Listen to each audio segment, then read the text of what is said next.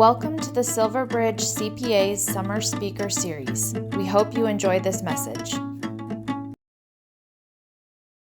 Speaker Series. My name is Brittany Williams, and I'm Silverbridge CPA's firm administrator. We are very fortunate to have Lauren Pena of Pioneer 1031 Company presenting today. Lauren will discuss the basics of how to qualify for a 1031 exchange, how to stay within the safe harbor of IRS regulations, and ultimately understand how they can help you keep trading up and defer taxes as you go. I'll introduce her shortly, but just a few items to go over first.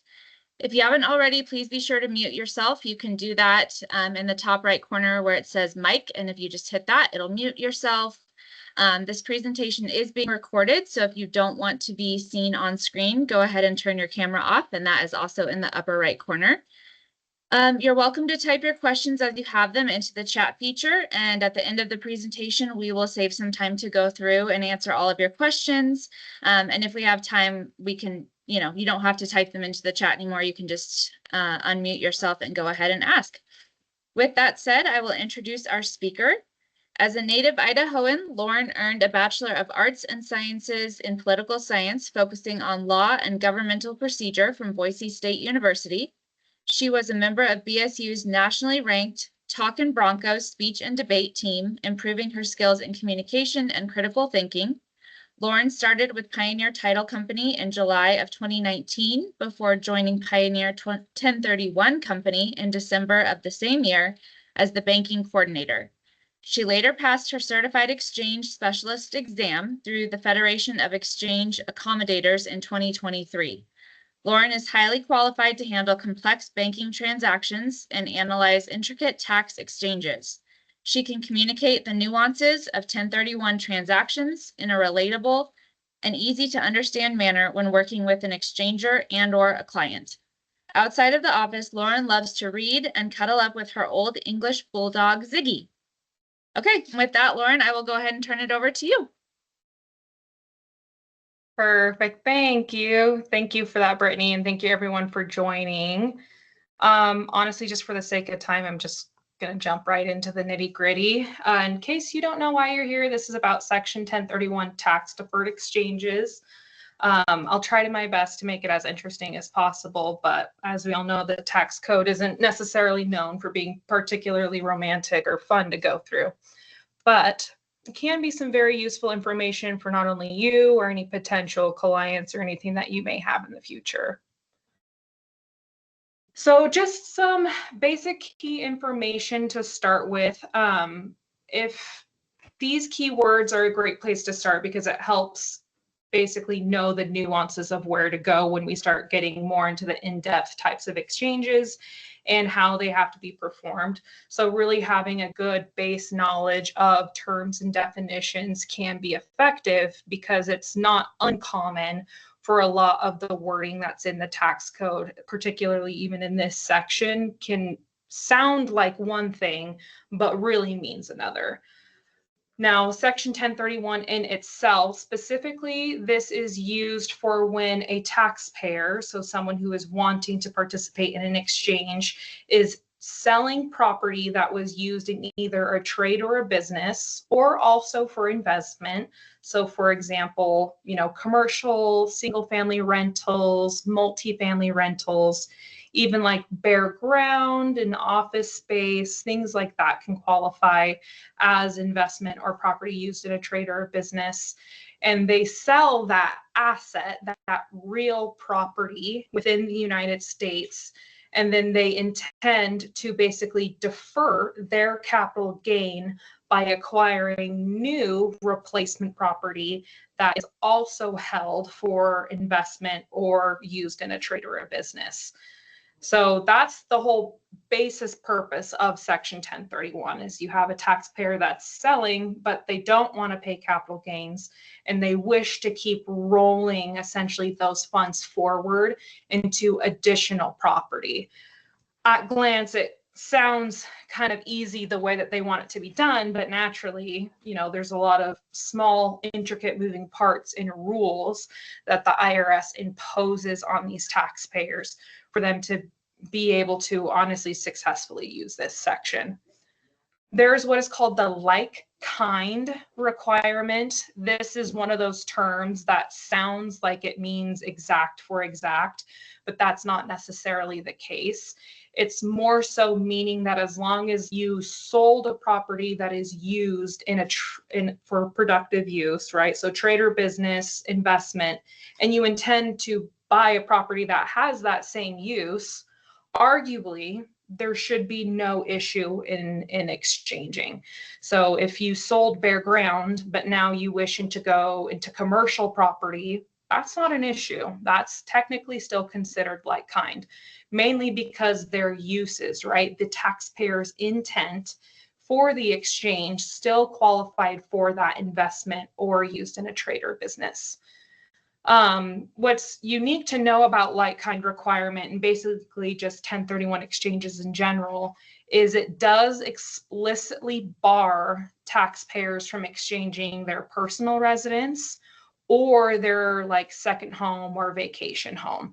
Because it's not uncommon that I have taxpayers or, clients representing taxpayers that want to buy something fun to use in McCall, and their family and them just stay through it throughout the year and there's no rental income, right? I mean, some personal use is absolutely okay, but it's quite limited in what the taxpayers are allowed to do. So really the best rule of thumb is that as long as it's a property used as an investment, so like a rental income is great and favorable, or in their trade or their business, then there really shouldn't be any issues. What's unique about like kind and generally unique about the United States in general is each state has their kind of own definition of what is considered real property. So, for example, like the Pacific Northwest would consider water rights as something that is like kind, mainly because it does qualify as real property.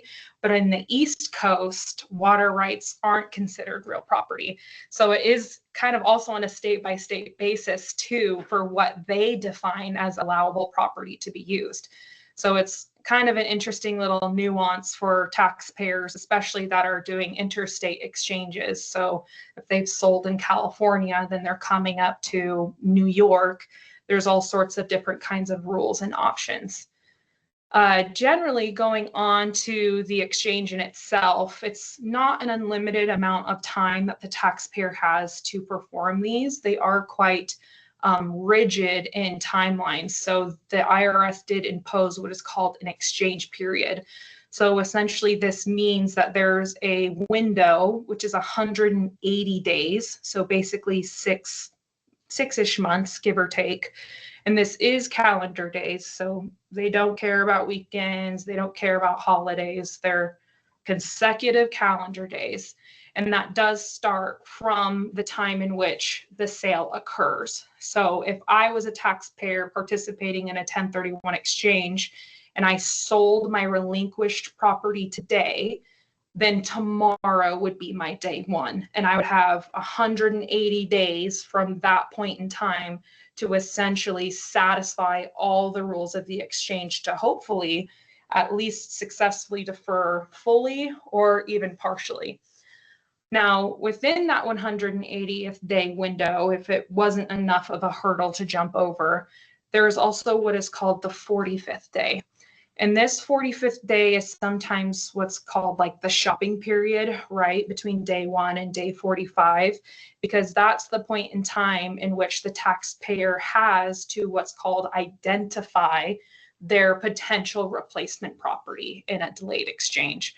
So what that really means is that a qualified intermediary, so people like me, right, companies that I work for, we produce what's called an identification notice form to aid the taxpayers in completing their identification notice.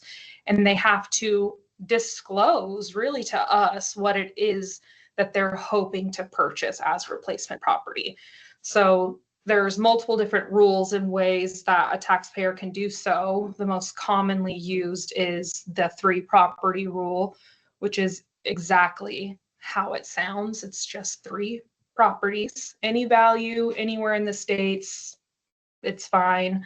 But it does have to be very specific, right? It can't be ambiguous on what it is. It can't be, oh, I'm buying, John Doe's property in Idaho.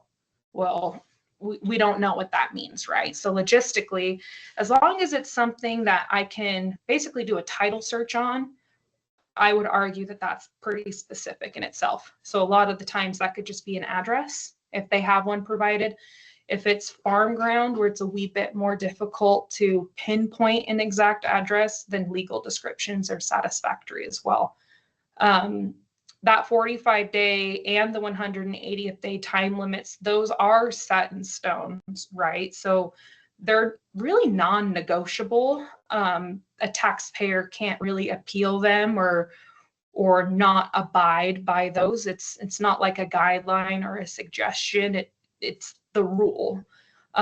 So when these forms are being completed and when these exchanges are being done in general, it's always good to really stress the importance of the sake of time, really, especially that 45th day seems to place the most burden on the taxpayer in general because it has a lot of pressure assigned with it.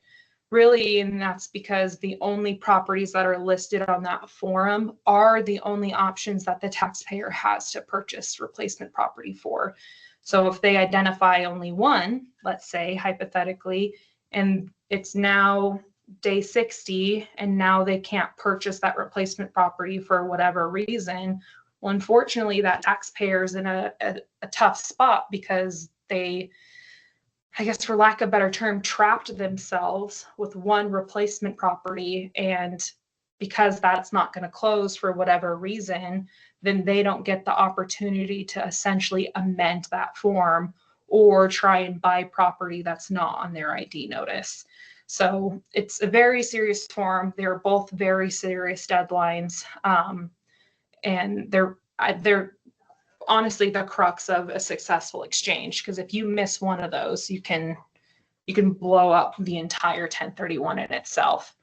Luckily, a lot of QIs, at least that I know and that I've met and chatted with, are pretty user friendly and honestly participate with the clients quite a bit on making sure that these rules are known, and would even aid in clarification and asking questions about these, especially the ID notice and how to ID. So always bother your QI if you can. The holding requirement, I added this in here because this seems to be one of the most common questions that I get as a qualified intermediary is how long do I have to hold a property? What is it that I need to do to qualify for an exchange, or before I change a property's use, things like that. Technically, for holding requirements, there is no set amount of time. It's, for some reason, the IRS hasn't come out and published a firm opinion on what that would be in a Section 1031. So, I mean, really, arguably, anyone could try and participate in a 1031 at any time as long as their intent is appropriate.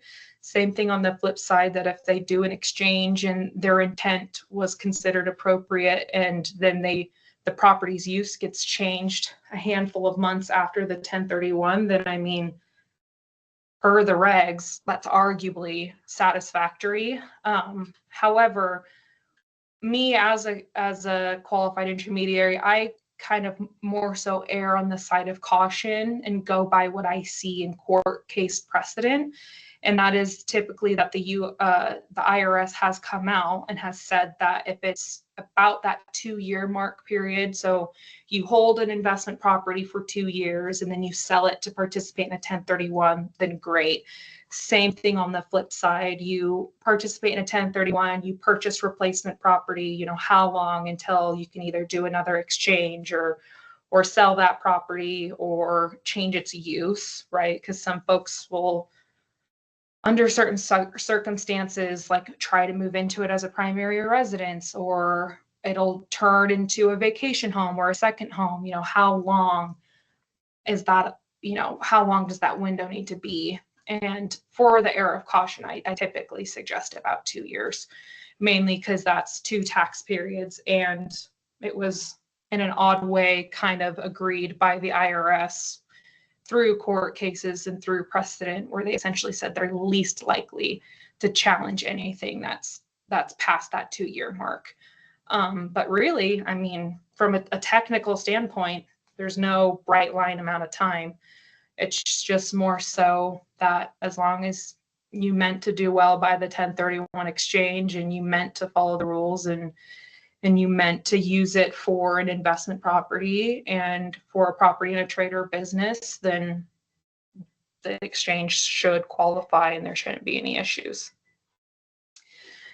Now, this next slide, this is more so about the tied to the relinquished property and kind of more of the nitty gritty of really tabulating exactly what a taxpayer's burden may be. We, as a qualified intermediary, I'm not going to sit down and tell a taxpayer what tax bracket they fall in. I'm not going to, basically do what their CPA and accountant should be doing for them, which is digging through personal financials and really pinpointing exactly where this taxpayer falls for Fed and state level capital gains tax. But we are very pro educating taxpayers and clients about really what all this terminology means, because not only is this information that you have to know to fill out your 8824 form, which is the form used to complete a 1031 exchange and report it in that tax year, but it's not uncommon for these terms to come up, so that way we can really pinpoint exactly what it is that the taxpayer has in capital gains. Because typically, unless a basis is significantly low, there is kind of a mixture of different buckets of funds. So there's a bucket of fund that's not taxable, and then there is what is taxable. And so these terms and formulas kind of make it very clear on where those two buckets of money fall into. So the first term is called is called basis, and that is essentially the original investment that was put into the relinquished property. So what amount of money did the taxpayer use to acquire the replacement or the relinquished property that it is that they're trying to essentially do a 1031 exchange on? So the taxpayer bought a property, let's say 5 years ago, for $200,000, and now that property is worth $500,000. When they go to sell it, their basis at glance is that $200,000 mark, because that is originally what they put into the replacement, into the relinquished property to basically start this whole thing, right? Start the whole numbers game of where their liability may fall.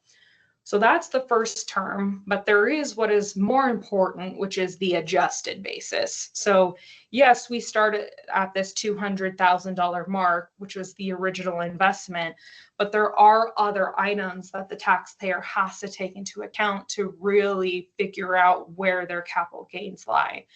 The adjusted basis is essentially your original investment, so what they originally bought for, plus any capital improvements that the taxpayer has done.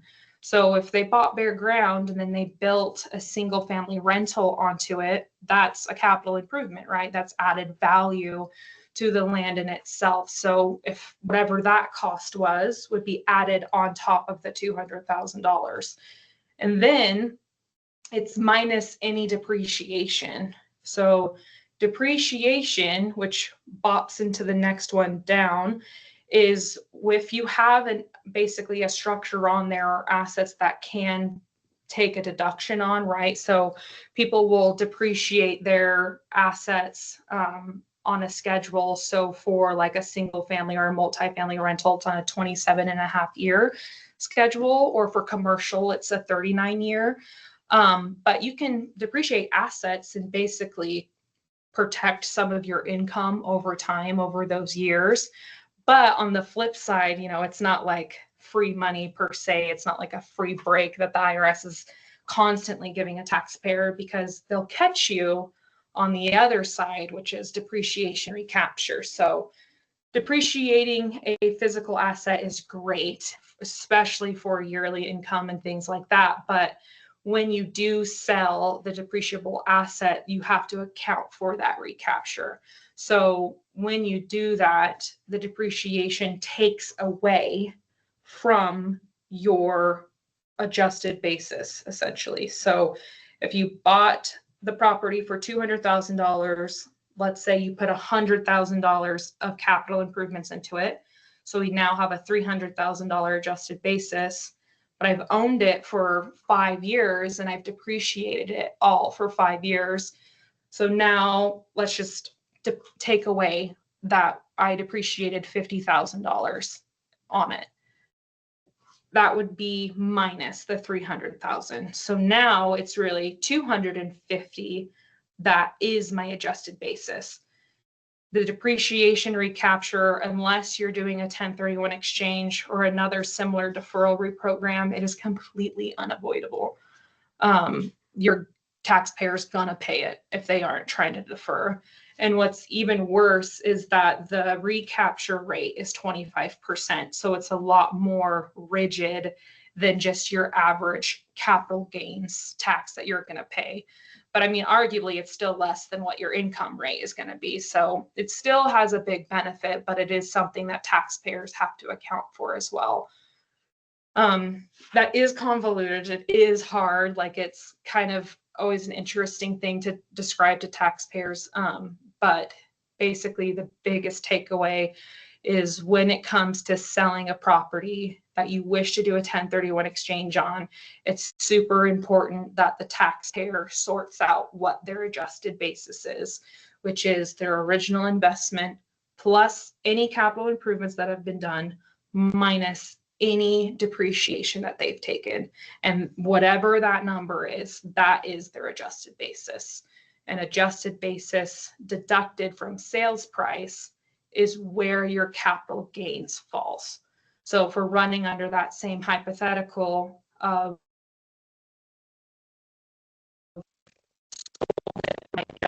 this is 250, then that difference is capital gain and will be taxed as such unless that taxpayer does a 1031. Now, to throw another wrench and another basis word at you, there is what is called basis in the replacement property. So this is essentially where you have a taxpayer that goes up in value is the best way to describe it. So if I sold for $500,000, but I decided to purchase for more than $500,000, let's say 600, then that $100,000 difference of personal cash or mortgage that I brought in, that adds into my basis in the replacement. So it's not unlike your regular basis, right? When you purchase your relinquished property. So it just kind of carries over into the new one as well, plus any additional funds that you had to bring in that was not exchange funds or tied to the exchange in that way. And I will have like some examples of these as well, because sometimes it's easier to see a table on the screen instead of like talking in with my hands. There is what is called realized versus recognized gain. Again, the IRS, they're super creative in all their different kinds of terminology, especially when they sound really similar to each other. So it can be confusing. Realized gain is the potential gain that a taxpayer may have to pay, but they can defer into a replacement property. So in that hypothetical of, again, the 500,000 with the 250 adjusted basis, that difference is the realized gain. So that is the amount of money that they may pay taxes on, right? There is room to do so. But that flows into what is called recognized gain, which means that this is the amount of money that they will pay taxes on, right? So this is the non-negotiable amount. So if I did not do a 1031 exchange on the property I sold, then the difference between my 250 and 500,000, I would qualify as recognized gain. And I am going to have to pay taxes on it unless I try and do some type of deferral program. Luckily, what's really nice about 1031 exchanges is that there is a wee bit of flexibility in the sense of that it's not an all or nothing kind of exchange. So a lot of folks think like, oh, well, I sold for 500,000, so I'm absolutely required to buy something worth 500,000 or more to try and defer my taxes. And that's not necessarily the case. You can have a taxpayer that does partially defer. So under that same hypothetical, if I sold for 500,000, but then I only bought for 450, then I would just pay taxes on that $50,000 difference. So it is nice in the sense that it's not an all or nothing game, where you can kind of have a wee bit of wiggle room for your taxpayers that are in a position where they need access to funds, for whatever reason, but they don't want to have a tax burden on literally everything. Okay, so here's just some examples on the next following slides. So this is an example of a full deferral. So if you have a taxpayer that sells for $500,000, I put in here that they had equity or cash of 250 and a mortgage of 250, just to make it easy on myself. And then they purchased for $600,000. So they definitely went up in value. And that's great, right? That not only fully defers any gain that was in this equation here, but they also added an additional $100,000 into their replacement property basis. And it's not, if you look down here at the breakdown where it's the 250, and then the equity of the 250 into the just surplus mortgage of $100,000, all of those are perfectly fine at the way that they are. So it's not harmful to the taxpayer if they basically got a bigger mortgage than they needed to just to, make up that $100,000 difference, especially because at glance, they are needing the cash and the mortgage basically requirements to satisfy the exchange. So they don't have to worry about cash boot or what is called mortgage boot, because the IRS doesn't just let you pay taxes on the cash you may receive. They'll also get you on debt relief that you may get as well. So that is haunting for some of my taxpayers, realizing that they'll get them on mortgage boot as well. And I do have an example of that in the next slide. So this is an example of cash boot. So if a taxpayer essentially receives 1031 cash, whether that's at the beginning of the exchange, so before it starts, right? Not like in the middle of it. If they're at the closing table and the taxpayer communicates with us as the qualified intermediary and escrow and says, hey, I need $50,000 for, whatever reason, I'm not going to require them to tell me why. I want 50K to come to me, and then the rest of the funds can come into the 1031. That's a-okay. They're going to pay taxes on the 50K, right? That's non-negotiable, but it's not going to cause any harm to the rest of their 1031. So they're still going to put, the $200,000 equity into the exchange. They still had the payoff of the 250. They take the 50K. So that is keyword recognized gain, right? They will pay taxes on the 50K. But then I threw this wrench in here because this happens all the time.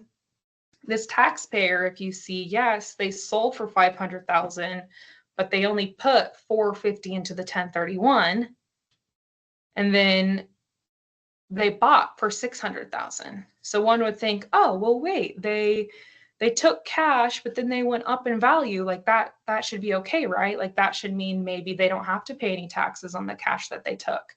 And that's not true. Unfortunately, the IRS does make you basically reinvest anything that you can if your intent is to fully defer. So a taxpayer can't take a whole bunch of cash up front and just get a bigger mortgage, right, that we see right down here, to try and offset basically money that they took from the sale transaction. So it's a tricky one, but this does happen. I do have these situations with taxpayers. So it's always something important to note that even if you take cash at closing, but you're replacing property is equal to or greater, you still have to pay taxes on the money that you took. Okay, mortgage boot. So this is the example we're talking about how mortgage boot is unavoidable, right? Unless you make it up. So if you have a taxpayer that sells for 500,000, they have cash that comes in, they pay off debt of the 250. But if you see down here in this equation, they bought a replacement property that was worth less. So they did put all of their cash into the 1031, which is good. However, they got a smaller loan product. They didn't want to do the full 250.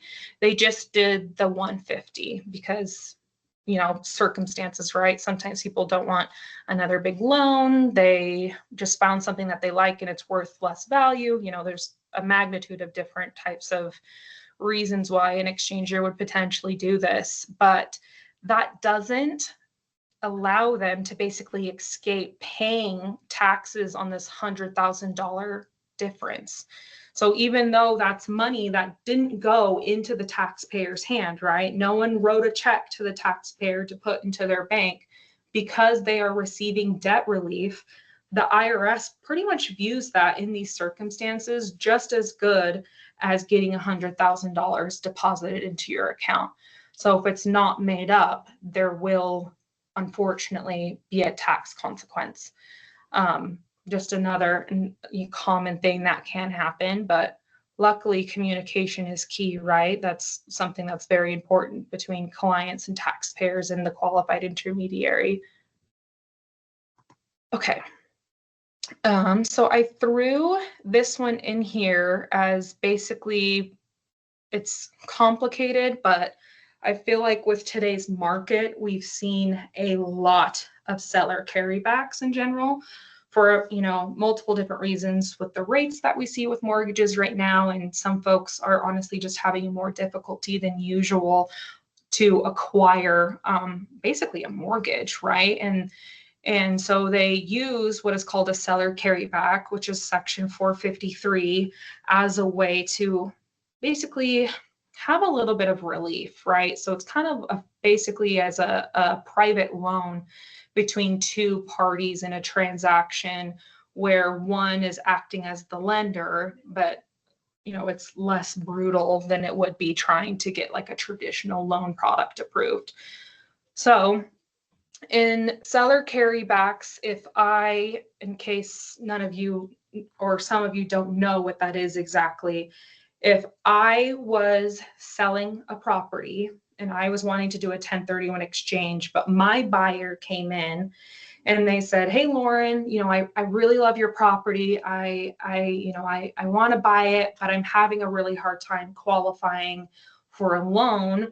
Would you be willing to essentially act as my lender and create a promissory note and a deed of trust for, in this scenario, $300,000? And I will basically treat you as my traditional, you know, mortgage provider, and I'll pay you monthly as I chip away this $300,000 instead of me going out and getting traditional financing." So it's just kind of a way to, they tend to be less harsh terms for a lot of taxpayers and their buyers. And it's, to me, it's like a really nice thing to do. I always tell my taxpayers that are doing seller carrybacks, I'm like, wow, you're being really nice, because this is going to make things so much more difficult for you as a taxpayer that is doing a 1031 exchange and is entertaining the idea of carrying a note for their buyer. And the reason why that is looking at this table. If I sold a property for $500,000, I agree to carry back this $300,000 for my buyer. That means I'm only getting $200,000 into the exchange. So the next question is, well, where does this $300,000 go, right? How does that get made up?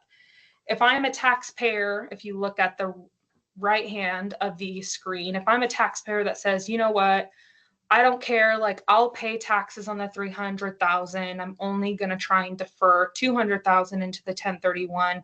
Then okay, great, right? Seller carrybacks can be awesome in the sense that it will allow a taxpayer to stagger basically their tax liability over the course of the promissory note. So if the life of the promissory note is 10 years, and they get, either monthly or yearly payments, it just depends on the terms, then they just pay taxes for the amount of money that they received in that year. So if I only received $100,000 in 1 year, then I would just pay taxes on $100,000 and not the full 300,000. So it can be great to stagger out any liability that a taxpayer may have. But a lot of the times this scenario over here is not the case. They think, well, no, I don't want to pay, taxes on 300,000. My intent is I want to defer all of my taxes. That's why I'm doing a 1031 exchange. Well, that is what leads to the left-hand side, which is basically if the taxpayer is going to do a seller carryback on their relinquished property, meaning they are carrying a note for their buyer. In this example, 300,000, that 300,000 has to be made up in some shape, way, or form before the acquisition of the replacement property. Now, there are 4 ways in which a taxpayer can do so, but I'm going to be completely honest with you, only one of them works the best. The first option is the taxpayer can attempt to sell the note to a financing company. So if there's a financing company that buys notes, which there are, then they can try and sell that basically on the secondary market to that financing company. I'm going to tell you, they're not going to get $300,000 for it. It's going to be less, right? It's probably going to be like 260, 270 on a good day. And that difference, they have to eat that difference, and they don't get the benefit of it, unfortunately.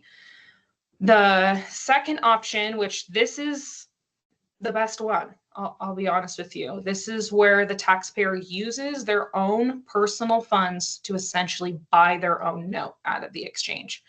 So if they're in a position where they have access to either cash or like a line of credit that they can draw on and buy the note out of the 1031, so meaning if I'm holding this note for them, which I would have to be in the exchange to make this work, they put $300,000 of their own personal cash into essentially my trust account, buying the note from me, right? Buying the note from my company to us to then turn around and assign and endorse that promissory note and deed of trust to the taxpayer. And then now that 300,000 is into the exchange. So it's almost as if this closed traditionally without the seller carryback, right? So now the full $500,000 is in the 1031 like it would have originally been without the note. And we can use those bucket of funds to basically acquire replacement property for the taxpayer. The other 2 options are, it's a very short note, right? The note is going to be paid off within the 6 months of the exchange. Well, actually, really, it would have to be less than that. So 5 months of the exchange. So then that gives them a month to get the money into the 1031 and actually acquire replacement property, which I've maybe seen that done once, and we do a lot of these every single year. So it's pretty uncommon that the note is going to be satisfied within the timeline of the exchange. The last option, which I've never seen this done personally, but this is where the replacement property seller, so the person who is selling the replacement property to the taxpayer, agrees to take an assignment and endorsement of the note and the deed of trust in replacement of any potential cash that they would have seen or would have received, excuse me. Sounds straightforward, right? Sounds like it wouldn't be the worst thing to do, right, for your buyer on that flip side. But logistically, most likely the reason why taxpayers aren't going to do this is the taxpayer seller is not going to do this is twofold. One, they're complicated, and usually complication causes confusion, and that spooks people, right? They're not going to want to get involved in a transaction like that. But two, the benefit of basically spreading out the tax liability over the course of the promissory note only exists for the first person, right? So only exists for the originator. So if it's sold secondary or transferred over secondary, that seller isn't going to get the same benefit as the originator would have. So they would pay taxes on all 300,000 at the time of sale instead of basically dispersing it out, which to me kind of counteracts the whole benefit of why someone would want to do a seller carryback with their other party in the transaction. So these are convoluted, they're complicated. We've seen a lot more of them come through, but it's not scary. So if a taxpayer is in this position where they're talking about seller carrybacks or thinking about having one involved, perfectly fine. Let's get on the phone. We'll tackle it together and figure it out. Only thing to note is that if it's the taxpayer that's doing a seller carryback on their purchase, so meaning that their seller is going to originate it for them, that's basically the same as getting a traditional lender. So if it's on the purchase side of the exchange, no cause for alarm. That doesn't change any of the fact pattern. So this is really unique to when you're selling and you're wanting to do a 1031 exchange and your intent is to defer basically the cash and the full note amount. Let me see, we're about 45 minutes in. I can power through these or we can jump into a Q&A. I don't want to take too much of anybody's time. It would probably be another 15 minutes, but that would put us at the hour mark. So I'll defer to Brittany or how the group is feeling. As of right now, there aren't any questions typed into the chat. So, we can open it up, but I think that if you're willing to just kind of power through the next few slides, that'd be okay. Yep. This is my last one. Okay. So yeah, this will just be the last one. These are just two complicated types of exchanges, but they're kind of fun. So Okay. yeah, if no one has any questions, then I don't see why not using the last 15 minutes to go over these. And if someone has a question afterwards, great. And if they don't, that's great too. Absolutely. And we can always have people email me or you if you're comfortable sharing your information. So that's fine. Yeah, let's just go through this slide. Okay, thank you. Okay, so up until this point, we've essentially spoken about what is called the delayed exchange. This is the most commonly used. It's you're selling first and you're buying next. Straightforward, pretty easy, for the most part, other than some few little things here and there. But there are two other types of exchanges that exist. One is called the reverse exchange. So this is almost exactly how it sounds. It's basically a delayed exchange, but reversed. So instead of a taxpayer selling first and then acquiring replacement property, this taxpayer is in a position where they are purchasing first, and then they want to sell their relinquished property later. There's honestly a couple of reasons why a taxpayer would do this. The most common being eager to get your replacement property taken care of. So you don't want the pressure of trying to identify what you want to buy, or you have a really great opportunity and you don't have enough time to essentially sell your relinquished property before the potential closing date of the replacement occurs. So a taxpayer can do in the reverse of the delayed exchange and basically acquire the replacement property prior to the closing of the relinquished. However, there are some key details that change this structure, but there are still some similarities. So it's still 180 days, right? The timelines are still exactly the same. You still have a 45th day window, but this time, instead of identifying what you want to buy, you're identifying what you want to sell of your properties, which arguably is significantly easier, right? If you have one property or multiple different properties that you own and you want to sell them, then that makes identifying significantly more of a breeze than the pressure of trying to find a replacement property that, is a lot more difficult. But that's kind of like where the similarities end, honestly, because the IRS has a rule where you cannot use 1031 funds on property you basically already own.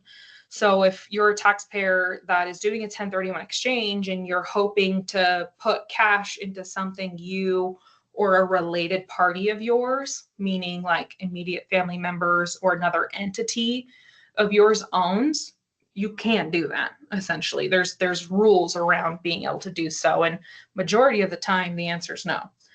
Um, but if you're acquiring other replacement property you're not tied to, then that's perfect, right? But in these reverses, it's like, well, what's the taxpayer to do? If they can't take title to this replacement, then who does? Well, the answer to that is the qualified intermediary does. So us as a company, when we're performing these, we would create a single member entity that we are the sole member of, and it holds temporary title for that taxpayer just for the sake of the 1031. There is a triple net lease involved. There's a lot of heavy paperwork that basically says like, yeah, we're the rightful owners and things like that, but we still, wish to protect our taxpayer and our taxpayers basically right to access the property. So we're not going to prevent them from, putting in tenants or putting in capital improvements or things like that into these properties. But it's just more so for the sake of this type of exchange to work, they cannot take title to it. So the qualified intermediary and their title holding entity will hold it for their benefit of at least a maximum of 180 days or less. I mean, arguably, they could definitely satisfy the exchange beforehand. There is, in these types of exchanges, there is a 1031 promissory note and deed of trust between the taxpayer and us as the qualified intermediary. This does two things. One, the deed of trust protects the taxpayer should the qualified intermediary ever go out of business, right? I mean, the market right now, our community, at least for 1031 companies, is quite strong. So this isn't a super big concern right now.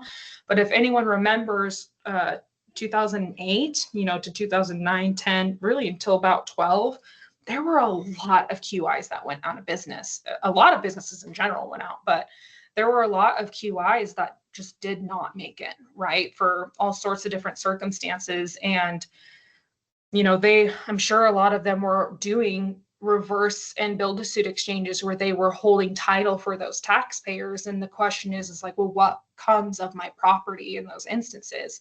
So if that ever is an issue, these deeds of trust basically protect the taxpayer interest.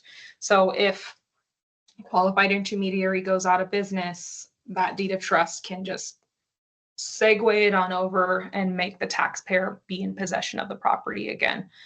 And then the 1031 promissory note, that is essentially the amount of money that the taxpayer has to bring to the table, which is the most important component in, the second complication of reverse exchanges is that because the taxpayer does not have access to cash from their relinquished property, the question is, where are they going to get funds to buy it?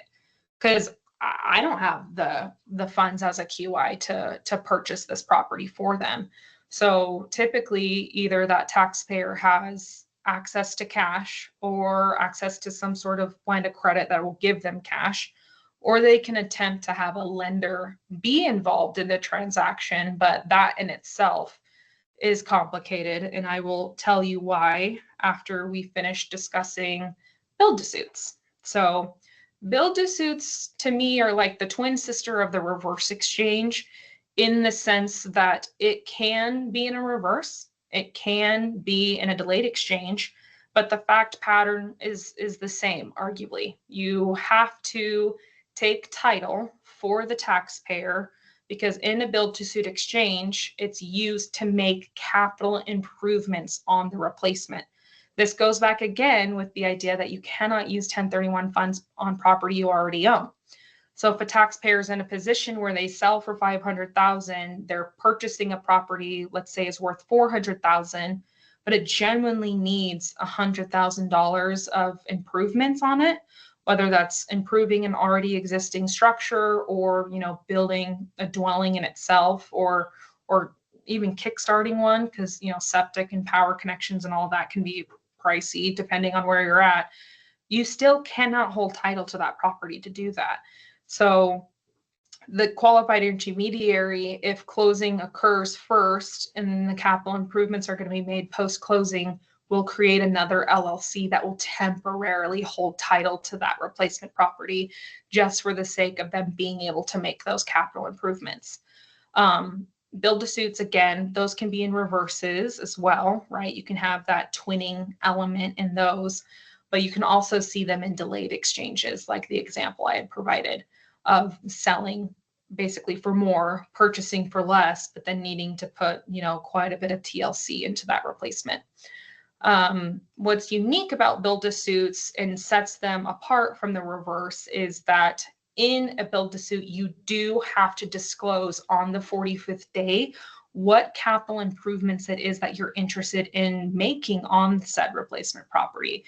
Luckily, this doesn't have to be like crazy detailed and specific, but it needs to be quite reasonable, right? It can't be too vague. So if your intent is to fix the roofing, then you need to disclose you're intending to fix the roofing. Or if you're trying to build a cabin, things like that. So reasonably specific. To me, it's always good to perhaps be a wee bit too detailed, because there's no punishment for being too detailed, in my opinion, but there is punishment if you're not detailed enough. So if you don't identify that you want to fix something and that changes the basic nature and character of the replacement property, that will be an issue for that taxpayer, and arguably that improvement would not qualify for that like kind treatment. The last and most important element of build to suit exchanges is that essentially whatever capital improvements are paid for. So in that example, if there was $100,000 of capital improvements being made into the replacement property and it paid for, a series of different items to be done, those items must be incorporated into the replacement property by the 180th day. So this one's a big hang up, right? A lot of my taxpayers think like, oh, well, it's okay if I just prepay for, a lumber package, or prepay for septic to come out and build the connection in the well. And that is not the case. These are items that do genuinely have to be incorporated essentially into the dirt or the structure for them to count. Because if they're not incorporated, then the value in that replacement property kind of doesn't exist, right? If you can't prove that the $100,000 is genuinely added in value to it, then if the property's not worth $500,000, then that's going to be a problem and you're going to pay some taxes. These two, both great types of exchanges. They're called title holding because they are exactly that. They hold title, but it's not too uncommon that sometimes our taxpayers have to have lenders in these. That, depending on the lender, can be a problem. Typically, your bigger banks like your Wells Fargo's, like your Banks of America's, things like that, in my experience at least, have not been very user friendly with these types of exchanges. And what I mean by that is they say no. They don't want their taxpayer not taking title. They don't want a mismatch between the deed of trust and their promissory note. So they just basically say that they can't do that product for underwriting, which is fine, right? I mean, I respect their decision to choose. But that's not all banks. I mean, there are some definitely smaller banks like Ag West and a lot of like the credit unions, especially ones that we have relationships with, that are more willing to aid taxpayers and understand the nuances of these types of exchanges and kind of what they're doing, right? They're not trying to circumvent responsibility for the loan product or anything like that. It's genuinely just trying to perform a 1031 exchange. But their biggest issues are deed of trust and promissory note mismatches. So I'm not going to send a lender no, or I think I said send. I'm not going to sign a lender note, right? Pioneer 1031 company, me, Lauren Pena, I'm not going to sign on a debt instrument for my taxpayer. I will sign off on the deed of trust granting the lender for the property should the taxpayer not make payments. But us as the qualified intermediary or any qualified intermediary is not going to be responsible for the debt, right? So that mismatch on the lender docs causes heartache sometimes with the underwriting. But secondary, there's the lender deed of trust, but there's still also the 1031 deed of trust, right? Because there's my version between me and the taxpayer, protecting the taxpayer from me, right? Should something go wrong, which it won't, but you never know. But then there's the lender one too, between the entity and the lender.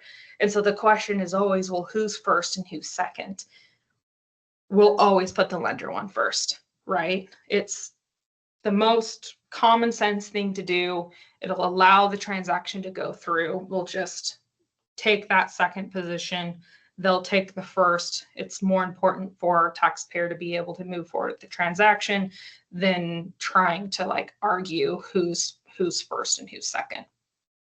But with that, that's pretty much all that I have today. It's a lot of information. It's really scratching the surface of exactly all the types of exchanges and nuances of these, but that's a pretty good at glance of the 3 different types and then the uprising of section 453 and 1031s together that we're seeing. Awesome. Thank you so much, Lauren. That was a lot of information, but super, super helpful. And like, just, you know, over a topic that, like you said, anybody could technically qualify for it. So it's not like it has to be a niche audience. So appreciate that very much. Yes, you're welcome. Does anybody there, again, there's no questions in the chat. Does anybody have any questions? You can just unmute yourself at this point. I find when there's no questions, it means that you just covered everything really, really well. So good job. Well, see, yeah, it's a lot of info and it's not like it's exactly super easy. So yeah. Well, perfect. Well, thanks for your time, everybody. Yeah, thank you, Lauren. We really appreciate it. If anybody does end up having questions, you can obviously email them to me and I can forward on to Lauren, or as you can see on the screen, her email is right there. So feel free to email questions directly over to her as well. And I did record this, so we will get it all cleaned up and edited, and then we'll post that and let you guys know when it's ready to go. So thank you, everybody, for joining us today. Thank you. Appreciate it. All right. Thanks, Lauren. Bye. Bye. Thank you.